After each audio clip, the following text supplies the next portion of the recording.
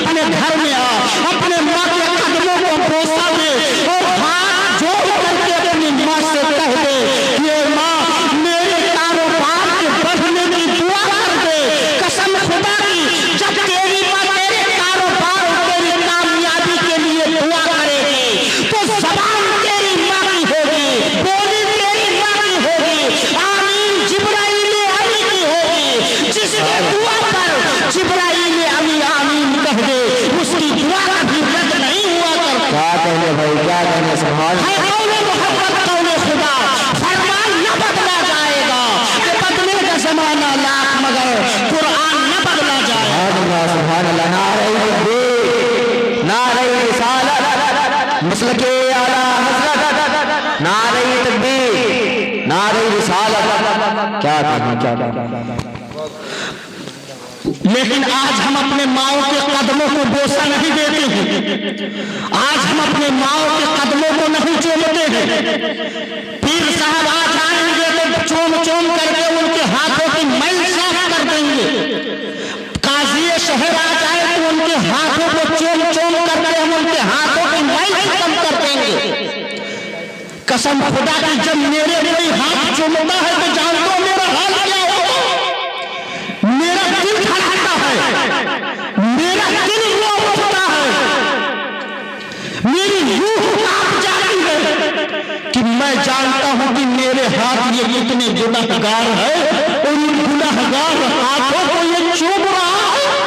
इस लायक ये हाथ नहीं थे कि ये चूमे, लेकिन मौला अगर तूने इस लायक बना दिया, लोग चूम रहे हैं, तो इन गुनहगार हाथों की लाज रख ले और उसकी मग़फ़िरत फरमा दे, इसकी मग़फ़िरत फरमा दे। हमारी रूह कांपती है। हम ये नहीं कहते कि आप पीरों के हाथ ना चूमो, चूमो, अपने पीर का अदब करो, अपने पीर का एहतराम करो, अपने पीर पर तन मन धन से कुर्बान रहो, लेकिन पहले अपनी माँ के जो है कदमों पर कुर्बान रहो। अगर माँ दवा के लिए परेशान है तो पीर साहब के लिए गद्दा और गलीचा बिछा रहा है, माँ यहाँ वो एक एक रोटी के लिए तरस रही है, तू पीर के लिए अच्छा खाना बनवा रहा है, अच्छा नाश्ता लगवा रहा है, तेरी माँ यहाँ भूखे मर रही है।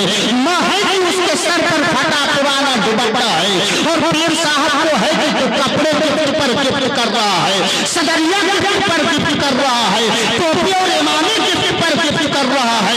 कसम खुदा की, पीर साहब को टोपी और इमामा चुप्पा कुर्ता गिफ्ट करना तेरा किसी काम का नहीं है।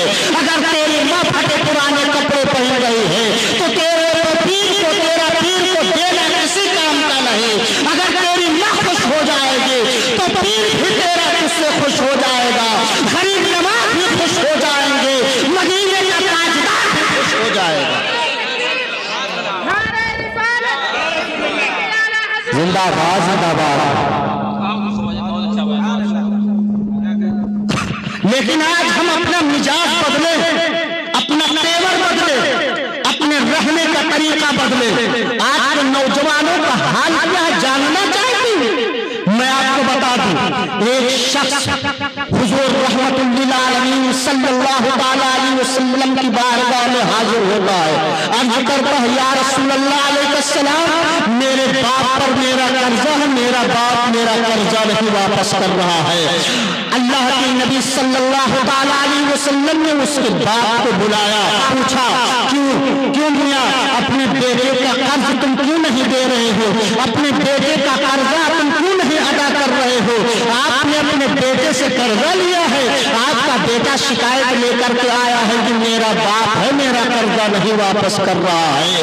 तो वो बाप रो रो करके रसूल कायनात से जानते हुए क्या अर्ज कर रहा है, कहता, या रसूल अल्लाह अलैहिस्सलाम, या हबीब अल्लाह अलैहिस्सलाम, जब मेरा बेटा छोटा था, जब मेरा बच्चा जवानी की आलम में था, तो मुझसे अगर 10, 20, 50 रुपये मांगता था तो मैं उसे जोड़ा नहीं करता था, अगर 1000 मांगता था तो मैं उसे लिखा नहीं करता था, जितना मेरा बेटा मुझसे मांगता था मैं दे दिया करता था, कभी कागज और कलम नहीं उठाया अपने बेटे के पैसे को लिखने के लिए, अपने बेटे को जो मैंने पैसे दिए कभी नहीं जोड़े। या रसूल अल्लाह अलैहिस्सलाम, आज मेरा भी देता है तो उसे कागज कलम उठा करके लिख लिया करता है, उसे डायरी में नोट कर लिया करता है।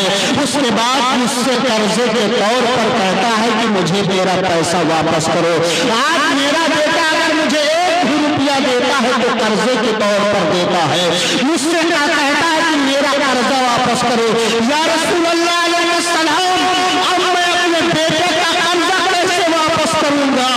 मेरे हाथ पैर नाकाम हो चुके हैं, मेरे पैरों में ताकत न रही कि मैं चल करके कमा सकूं, मेरे हाथों में मेरे बाजुओं में ताकत नहीं है कि मैं मजदूरी करके अपने बेटे का कर्जा वापस कर सकूं। या रसूल अल्लाह अलैहि सलाम, मैं कैसे भला कर्जा वापस कर सकता हूँ? आज के नौजवानों का हाल ये है, वो अल्लाह के नबी इरशाद फरमाते हैं कि माँ बाप अगर दुनिया में है तब भी तुम्हारी जायदाद में तुम्हारे माँ बाप का हक है। अगर माँ बाप दुनिया से चले गए हैं जब भी तुम्हारे माँ बाप का हक तुम्हारे इस पर बाकी है। जब तक माँ बाप दुनिया में है उनकी देखभाल करो, उनकी जो है खिदमत करो, उनकी जो है ईमानदारी करो। और जब दुनिया से चले जाए तो उनके नाम इसाले सवाब किया करो। ये का मकाम मर्तबा है।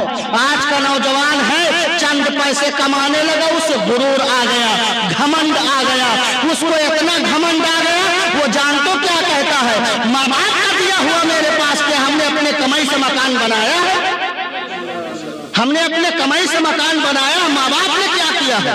अरे माँ बाप ने तुझे पैदा किया है, यही तेरे लिए बहुत है। तुझको मालूम है जब माँ तुझे पैदा कर रही थी, तेरे पैदा होते वक्त जो माँ को एक दर्द का झटका महसूस हुआ था, उसके बराबर तूने हक नहीं अदा किया।